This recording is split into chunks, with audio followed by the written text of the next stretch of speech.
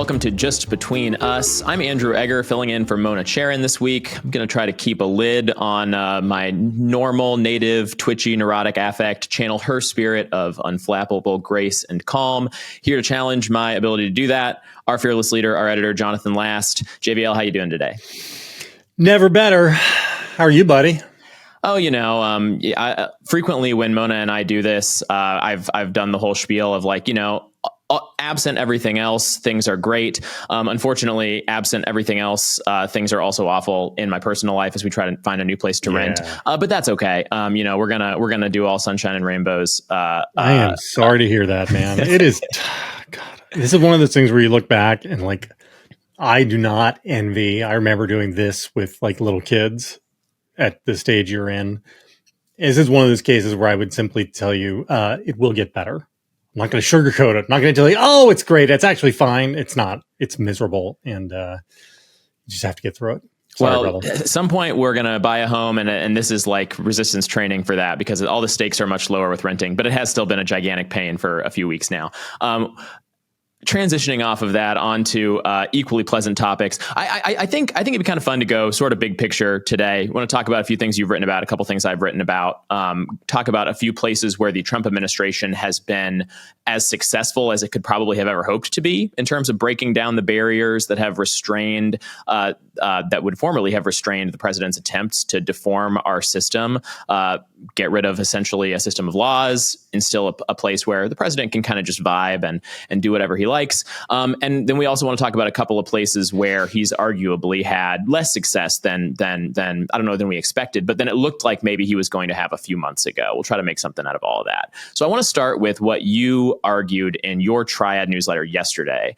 You were focused on the places where Trump is wielding direct power, right? He's bogged down in a few places, but at the same time, he has his hands on a lot of weapons, like actual, real, physical, human weapons, in the form of law enforcement that reports to him, the military whose leaders serve at his pleasure. Are we sufficiently woke to what's been going on in these kind of direct power arenas in the last couple of weeks and months?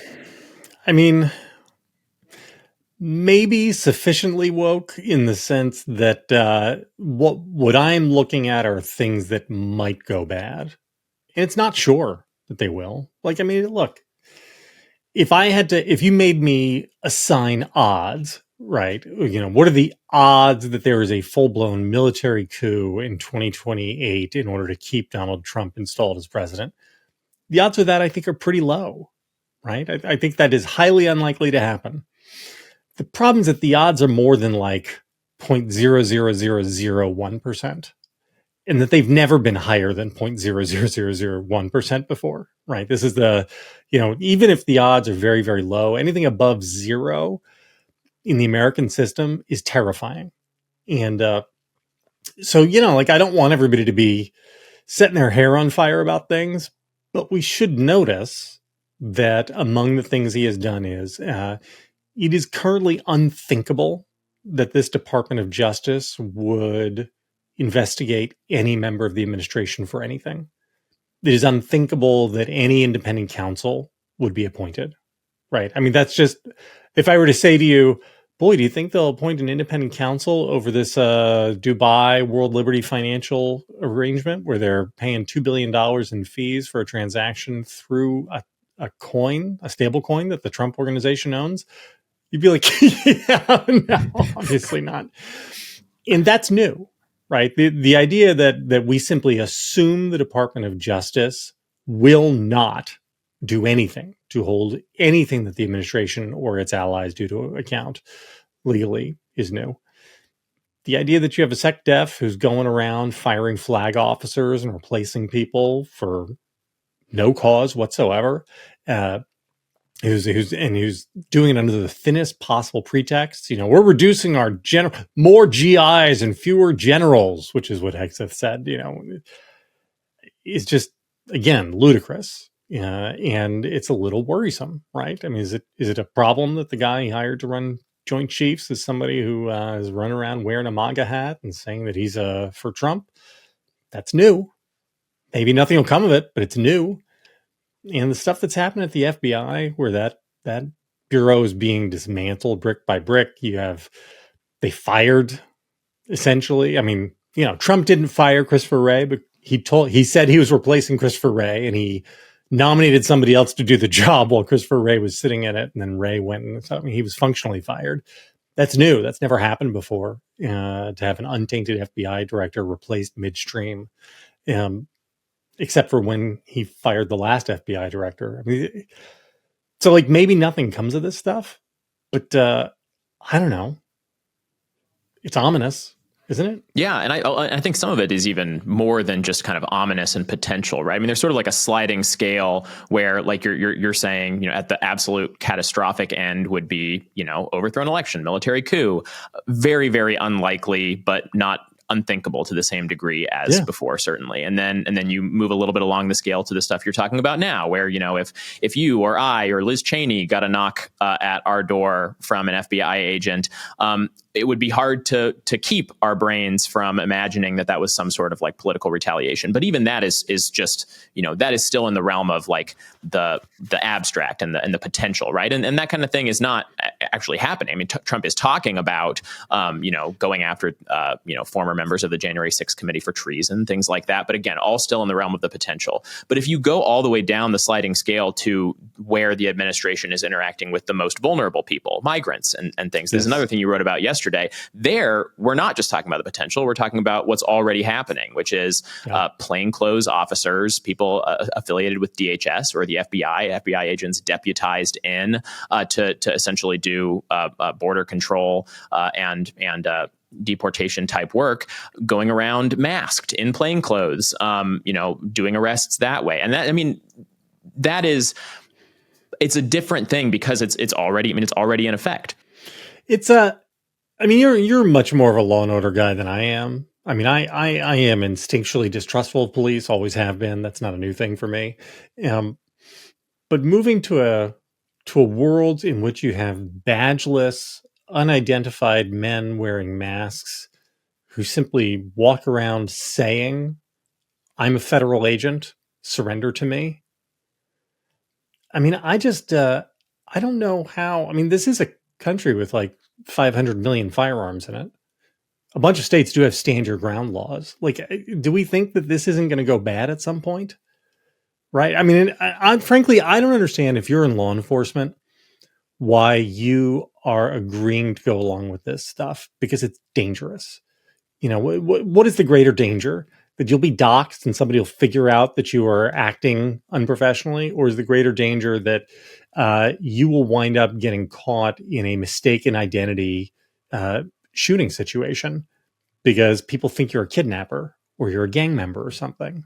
Yeah, I just, I look at this and I'm like, oh, the people who seem to claim that they care so much about our brave men and women in law enforcement seem to be doing a lot to put these people into harm's way totally unnecessarily.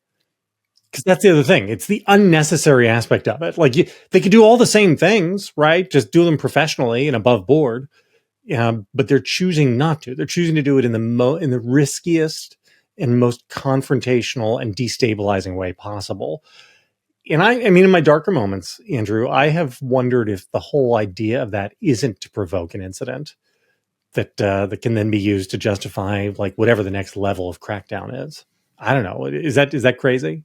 I've stopped speculating about what possibilities are crazy and what are not, because I end up getting shown up a lot of the time. We're off the map with a lot of this stuff. But I did want to circle back around on the one thing you mentioned, which is, you mentioned in passing doxing, which is ordinarily the kind of rationale that's trotted out for why these people might find it necessary. You see this online a lot when people write about this, is fans of the administration basically saying, well, how else are these officers supposed to protect themselves against the possibility of, being filmed and having their faces put on the internet and becoming, objects of villainy, which is such a remarkable way of putting it, that you have this entire political movement whose allegiances kind of at bottom are to the masked cops over and against not only the kind of potential people who might react violently toward them in exactly the ways that you're describing, but also just bystanders who are like, who are these masked men, right? What's happening here as I see someone get grabbed off of the street? I mean, the idea that it's totally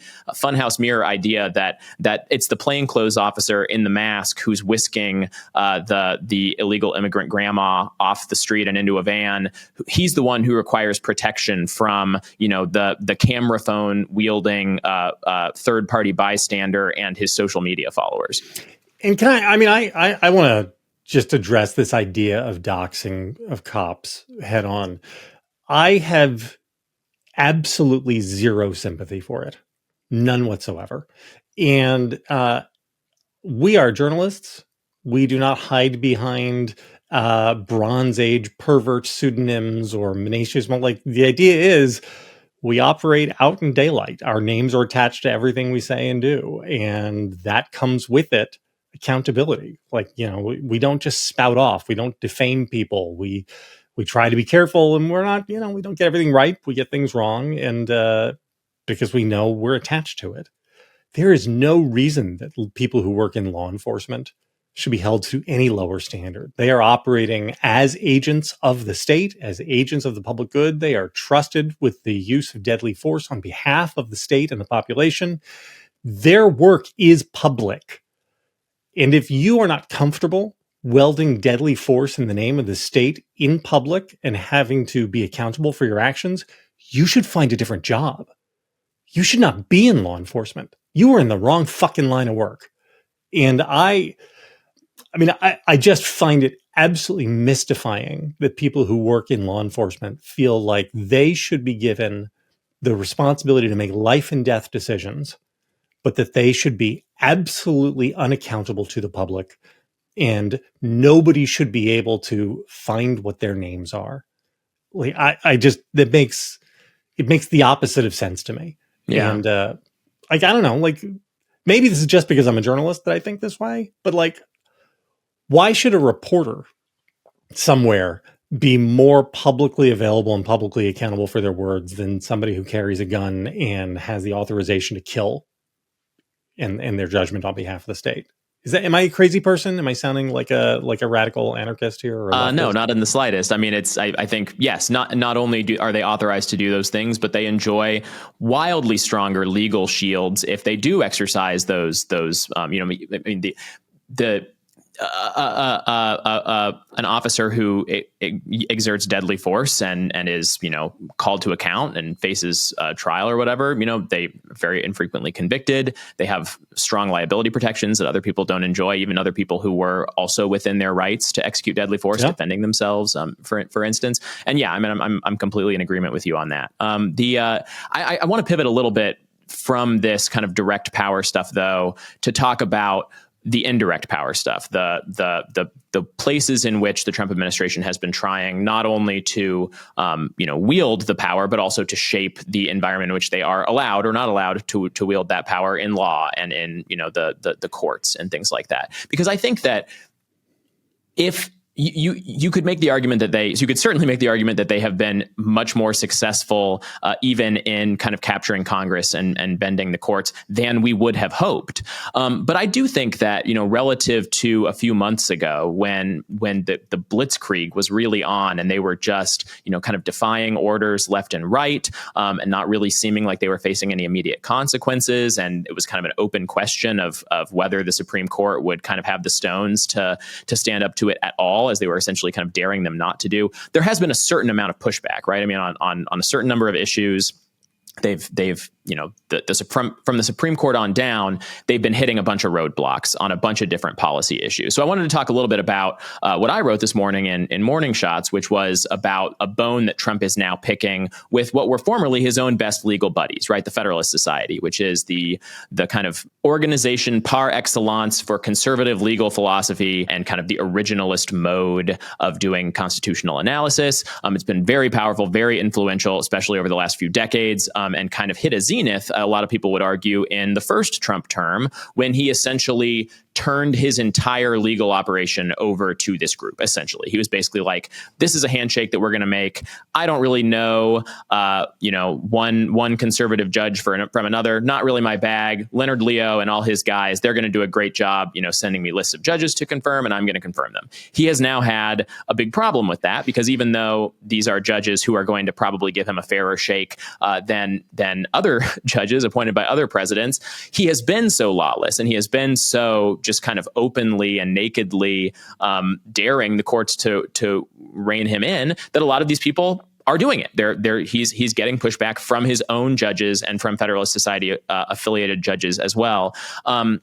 He has had a problem with that. Last week, he posted a long screed on his Truth Social. He said, "I was new to Washington, and it was suggested that I use the Federalist Society as a recommending source on judges." He called the founder of the Federalist Society, Leonard Leo, he called him a real sleazebag with his own separate ambitions. He said, "I am so disappointed in the Federalist Society because of the bad advice they gave me on numerous judicial nominations. This is something that cannot be forgotten." My take on this morning was essentially that Trump is potentially engaging in counterproductive behavior here. He's playing with fire a little bit, in my opinion, insofar as the Federalist Society, to a much larger degree than most other organizations within conservative world, is actually organized around kind of a set of principles, rather than just sort of this like raw political project that has made the Republican Party in general so much easier for Trump to capture. There's a lot of them already embedded within the structure, and in theory, they're hard to root out. You need to get them individually impeached. They hold a lot of sway over their own fates, right? They can choose to retire or not to retire and let Donald Trump replace them. And for him to kind of declare open war in this way and kind of openly say, "I'm not going that route anymore. I'm just going to appoint toadies from now on who will let me do whatever I want." I mean, it hampers his own ability to further win the cases that are in front of them, and to further shape the federal judiciary as he goes forward. That was what I argued. You were saying you have basically a different take on some of this stuff.